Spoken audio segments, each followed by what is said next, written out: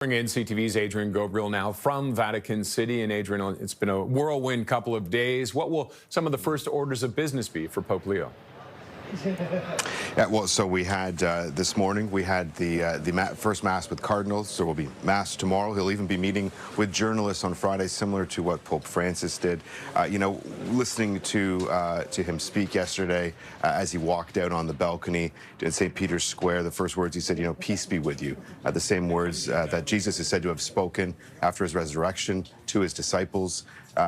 And then we hear a message of unity today during the Mass, and that will be on top, I'm assuming, at the top of his list in the days to come. We're also joined right now by American Jesuit priest, Father Thomas Reese.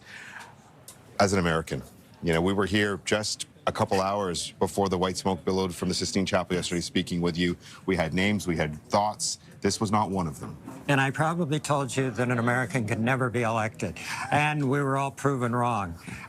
It's amazing. I'm still in shock. I think that what happened was that the cardinals from Latin America were solidly behind him, because this is a man who spent 20 years of his ministry in Latin America. More than 10 years as a bishop. So they saw him as one of their own, not a gringo. My colleague, Roger Peterson, was just asking, what his first orders of business are. When it comes to looking ahead, here we have an American-born pontiff who spent 2 decades in Peru. He has a citizenship in Peru as well. How important is it that he works to uniting the Americas, the Church, and potentially the world? Well, I think it's very important that he be a unifying force. But let's face it, every pope has had his critics. You can't keep everybody happy. His job is to preach the gospel, to challenge people, but also to encourage them, to embrace them, much as Francis did. And I think he will approach it very much like Francis did.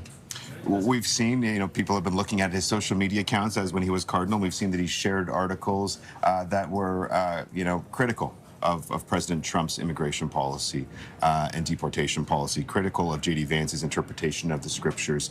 This is not a political appointment, though his words carry weight. Yes. How does he move forward and face the current geopolitical climate? Well, neither he or Francis or anybody in the Vatican is looking for a fight with Donald Trump or the White House. But on the other hand, his obligation as Pope is to preach the gospel.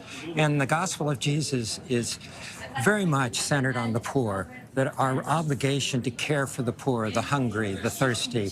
And he's going to preach that. And if it upsets some politicians, that's just too bad. I believe he'll be clear with his language when it comes to those important issues. Oh, absolutely. I think he will be very much like Pope Francis. It was interesting.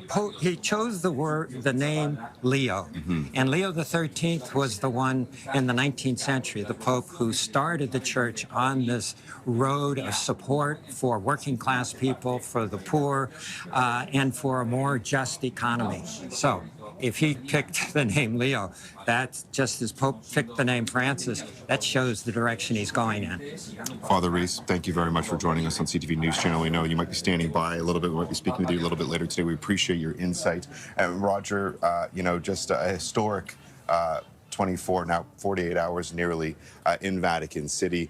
If we just take it back, it was, they began the conclave on day one. 24 hours later, a record number of cardinals came to this decision, one that not many saw coming. All right, an incredible experience for you, Adrian. Thank you very much for that update. We appreciate it.